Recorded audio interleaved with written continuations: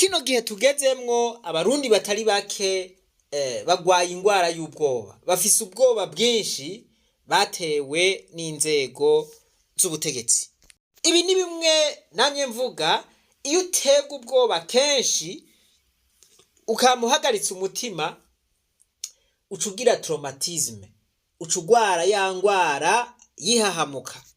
Muribuka yuko twavuze yuko mu gihe umuntu yisonzesheje traumatisme ihera, stress irahera. Umuntu rero ahisemwo umugambi wo gutera ubwoba abanyagihugu aba yabagemye. Nukuvuga ngo aba ari umukozi wa shetani, kuko shetani ikoresha ubwoba.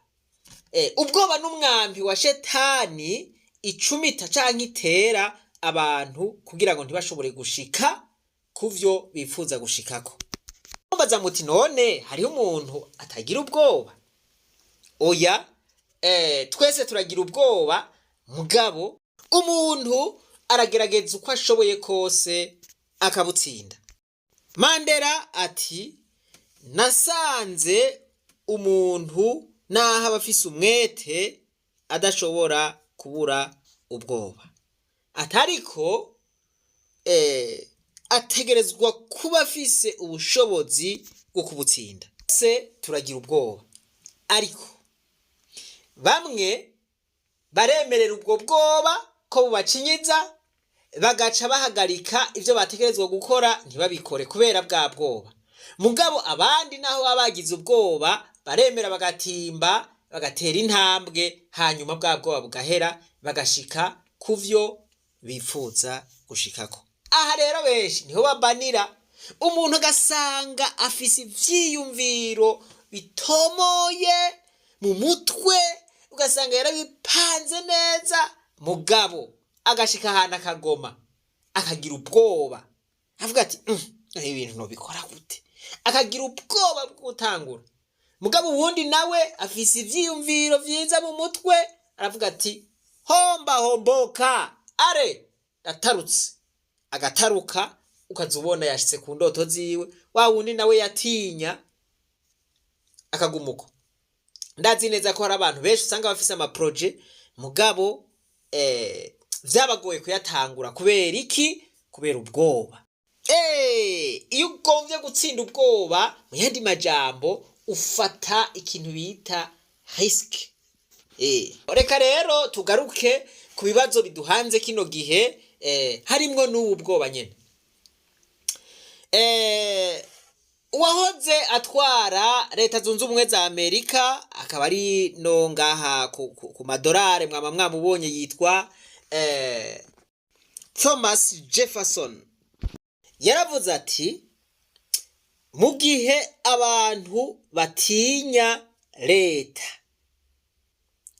ico gihe haba hariho intwaro y'agahotoro. Abo bantu baba batwazwa igitugu. Hanyuma ati, ariko mu gihe leta itinya abanyagihugu, haba hariho umwidegemvyo. Arasubira akabaza akabazo avuga ati, mbega leta yobidutinya canke ni twebwe dutinya leta? Mwumva akantu, aravuga ati, leta n'umukozi wacu. Leta, the government is our servant. Ati, si master wacu, si databuja wacu, si umukoresha wacu. Leta n'umukozi wacu. Aka kantu murakumvaga yemwe? Aka kantu kumengo n'umuzagazaga. Ahari intwaro y'igikenye rero, ibi ni gihushane. Ahari intwaro y'igikenye, abanyagihugu usanga babaye abaja. Ariko ahari intwaro y'umwidegemvyo, abanyagihugu n'ababosi ba leta, ico banse abanyagihugu, leta iragihagarika. Leta ntishobora gukora umugambi itababajije. Ivyo mwaraye muvyiboneye muri Kenya, aho abanyagihugu bahagurutse bakavuga bati ibi bintu twe ntitubikeneye. Voilà, tahura yuko twebwe turabakoresha bawe. Leta integuro zose yari yagize ica irazihindura. Ivyo bisigura iki? Bisigura yuko umunyagihugu yerekanye uruhara rwiwe kuri leta. Leta itegerezwa guca bugufi imbere y'umunyagihugu, kuko uwo munyagihugu niwe aba yashizeho iyo leta. Yumvira ukuntu wosubira kuja kumurengera. Voilà, aho abanyagihugu bamaze gutahura uruhara rwabo, umurongozi yivye canke umurongozi abivye baragira bati uyu nagende, naveho, voilà, ntitumukeneye. Bo mu buryo bworoshe, umunyagihugu arungika umushingamateka kuba ijisho ryiwe. Umushingamateka yategerezwa kuba ari umuntu ari dire, yategerezwa kuba ari umuntu akomeye. Nico gituma si abantu bose bakwiye kuba abashingamateka. Oya, si abantu bose bakwiye kuba abashingamateka. Abantu bakwiye kuba abashingamateka n'abantu baserukira inyungu z'abanyagihugu koko. Voilà, mugabo abashingamateka twifitiye, umunyagihugu hariya aba mukubita ikupe, ari ivyo ntubabaze. Umunyagihugu ararenganywa hariya, ivyo ntubabaze, ntibamenya n'ivyo ari vyo. Umunyagihugu araboroga hariya ati yereka fasha bigenze uku nuku, umengo nta mushingamateka ariho. Bitondera gusa mu kigobe bagiye kumanika amaboko, voilà, bagaca baronka amaperdiyeme yabo, bagiye bakaja kwiyubakira amazu, bakironkera amamodoka. Nivyo gusa niko kazi kabo abashingamateka dusanzwe tubona ubu. Mwama mubona hariya mu bihugu vya Burayi akamaro k'umushingamateka. Umushingamateka arahagarara vy'ukuri, agahagararira umunyagihugu. Voilà, aho rero twebwe murazi ingene bimeze. Umushingamateka niyo hagarara ngo ahagarariye umunyagihugu, kandi hariho inyungu z'umugambwe. Inyungu z'umugambwe nizo zija hejuru, agaca yemera guhora umunyagihugu akamererwa nabi. Kubera rero izo nyungu z'umugambwe ziba zarabaye nini gusumvya inyungu z'umunyagihugu, y'amategeko yose akandamiza wa munyagihugu ararengana, bose bakaduza amaboko. Voilà, ibintu bikaca biyangara, umunyagihugu akaguma arira atawe aririra. Kubera iki? Kubera ata n'amashingamateka ibushitse iriho. Ida arungitse itegeko mu nama nshingamateka, bakarisoma bakabona nticinjira, bagasoma bakabona iryo tegeko rizoremera abenegihugu, baravuga bati oya, iri tegeko nimurisubiremo. Ubwo n'uburenganzira bwabo, ubwo n'ububasha bafise. Voilà, mugabo twebwe reka inyungu z'umugambwe nizo zija imbere. Ivyo bintu birakwiye guhagarara.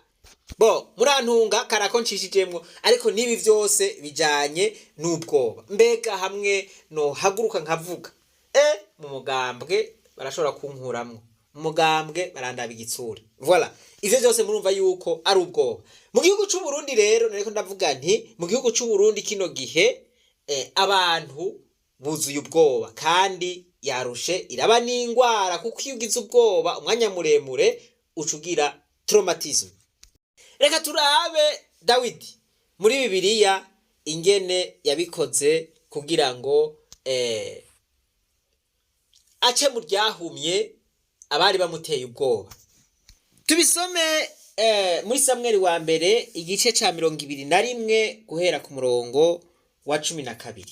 Haravuga ngo ayo majambo atuma Dawidi ahagarika umutima, agirira Akishi umwami w'Igati ubwoba bwinshi. Dawidi yagize ubwoba bwinshi. Reka turabe ingene yavyifashemo. Araheza yigira ukundi imbere yabo, yisarishiriza muri bo. aharamba inzugi z'irembo, akarekura urukonda rugashororokera mu bwanwa. Akishi abarira abo bantu biwe ataho ntimubona yuko uwo muntu yasaze.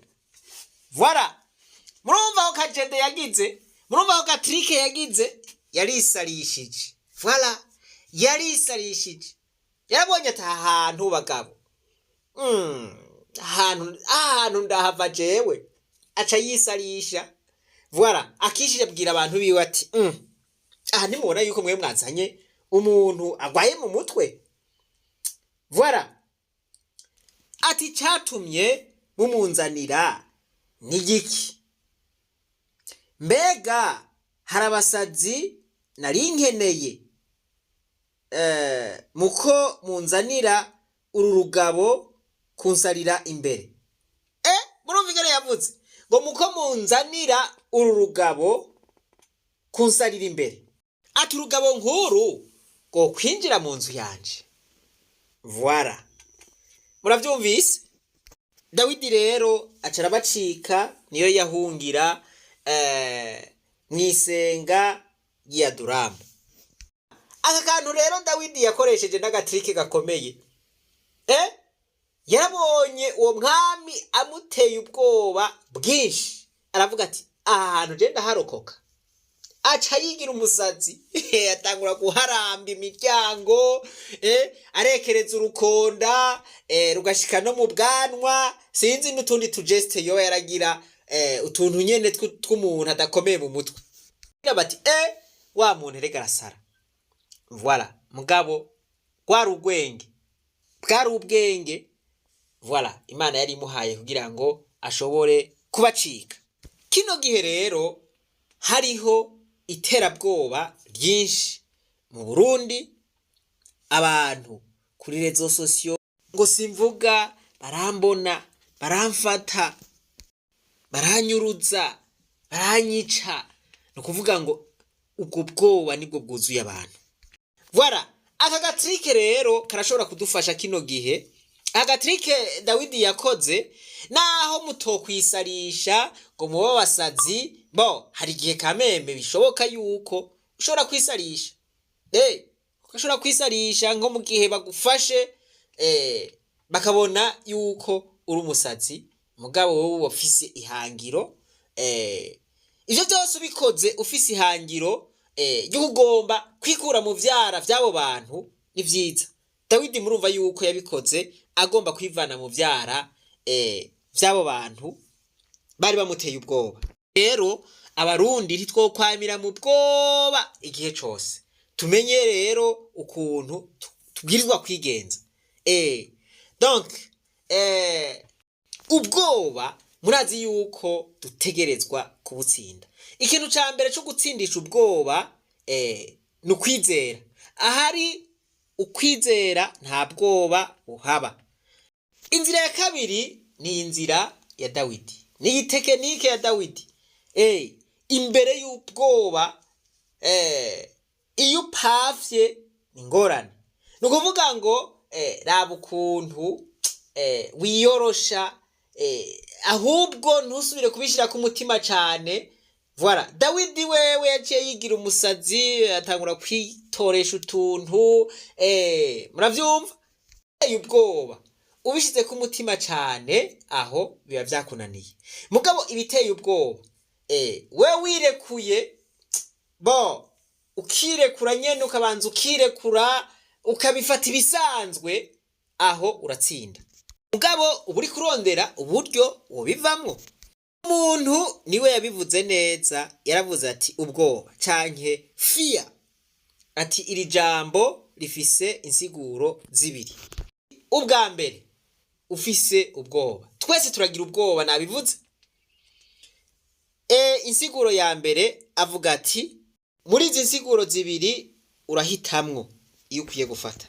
Insiguro ya mbere bavuga bati mu gihe uri mu bwoba, mu gihe wafashwe n'ubwoba, ibagira vyose wiruke. Voilà, aho ugize uti basha ibi bintu ntavyonjamwo kabisa ko numva mfise ubwoba, oya nagize ubwoba ndabiretse. Forget everything and learn. Amahitamo ya kabiri ni face everything and rise. Haguruka uhangane n'ico arico cose, hanyuma useruke bakubone.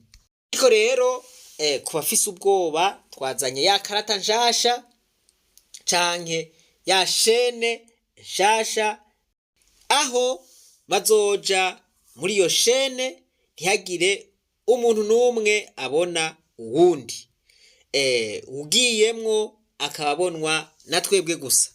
Nizeye neza yuko ivyo bizotuma ubwoba buhera burundu. Ijambo ngo ntutinye muri Bibiliya ryanditswe incuro 360, bisigura yuko ku munsi Imana itubwira iti ntutinye. Ukuntu yabwiye Gidiyoni iti ndonderera abantu bazogufasha urugamba. Gidiyoni akarondera abantu 32,000, mugabo Imana ikamubwira iti abo bantu ni benshi, ati bagezeshe, bageze ubabwira uti umuntu wese afise ubwoba nasubira inyuma. Twarabonye yuko nka bose baciye basubira inyuma, kuko muri ivyo 32,000 abantu 27,000 bahiye coba baba barasubiye inyuma. Ubwoba rero buri mu bintu bitubuza gushika ku ntumbero zacu, buri mu bintu bitubuza gushika ku mahangiro yacu. Nivyo turafise ubwoba canke twogira ubwoba, mugabo reka tubutsinde.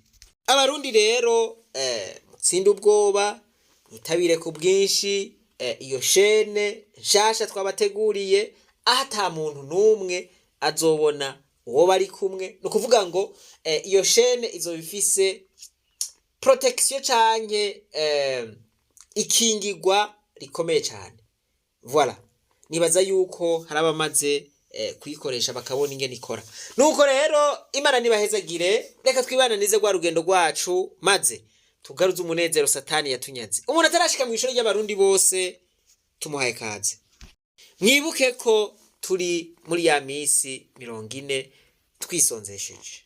Ijambo ry'urufatiro ni ryarindi ngo niyo abantu bitirirwa izina ryanje bicisha bugufi bagasenga barondera mu nyonga hanje, jewe Uhoraho nzobumva ndi mwijuru, ndababarira ivyaha vyabo kandi ndabakirize n'igihugu. Voilà, mbega twoba tubona kumwe ko igihugu coba kigwaye canke haracari babandi bavuga yuko igihugu kitagwaye, igihugu ari nyabagendwa, igihugu gitomoye?